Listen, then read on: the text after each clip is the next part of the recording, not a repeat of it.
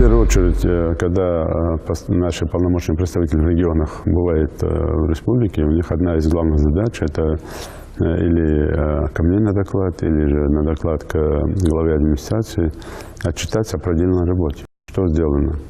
Как живут люди. В том числе одно из требований, или одним из требований, которые я предлагаю, это должно быть какое-то видеоматериалы, в том числе. Как проводят там досуг, как проводят там мероприятия, как участвуют в общих праздниках, в том числе региональных праздниках, как отмечают наши там мусульманские там, или другие там даты наши, там, в том числе ингушского народа. То есть как это все происходит. И какая интеграция у наших ингушей в этих регионах, чтобы все видели, что и те, кто хочет туда поехать учиться, и те, кто хочет туда поехать работать, чтобы вы видели, вот как хорошо, по-доброму живут и ингуши, наши земляки там, и местные жители. Дружат, общаются, живут и вот так далее. Это одна из задач такая была, интеграция. Максимальный контроль за нашей общиной. Там. Независимо студенты, независимо те, кто приехали на заработки, там где-то по каким-то направлениям работы. Те, кто по распределению там, или в силовых структурах, или где-то еще работают, с ними организовать взаимодействие, связь. И в том числе те, кто служит в армии. С этими ребятами, с командирами держать связь постоянно, контроль. И это одно из главных требований даже, чтобы у каждого нашего представителя был телефон командира части, в том числе и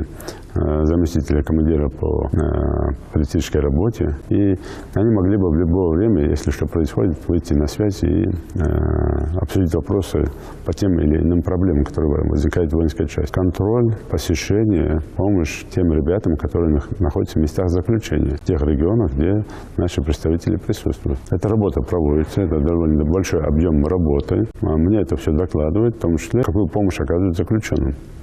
Например, по обращению того же полпреда после общения с заключенным, который обозначил проблему своей семьи здесь, в республике, и власти не решают эту проблему. Мы эту проблему тоже не один раз решали. Любой заключенный, даже с мест заключения, может или письмо мне направить, или мы можем решать здесь вопросы, независимо, что он находится в местах заключения. Например, я привел и полпреда в Южном федеральном округе, в том числе частично в Ростовской, и полпреда в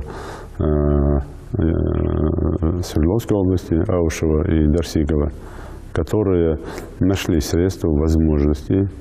И особенно Аушев, Куреш в прошлом году по всем городам почти Свердловской области провез наших ансамблей государственной Ингушетии. И концерты, полные залы местных жителей, не ингушей, местных жителей. И с интересом, так хорошие там гастроли на целую неделю провел для нашего ансамбля. Это тоже нужно, надо показывать культуру республики. Поэтому одной из задач для полпредов именно заняться в том числе этим вопросом.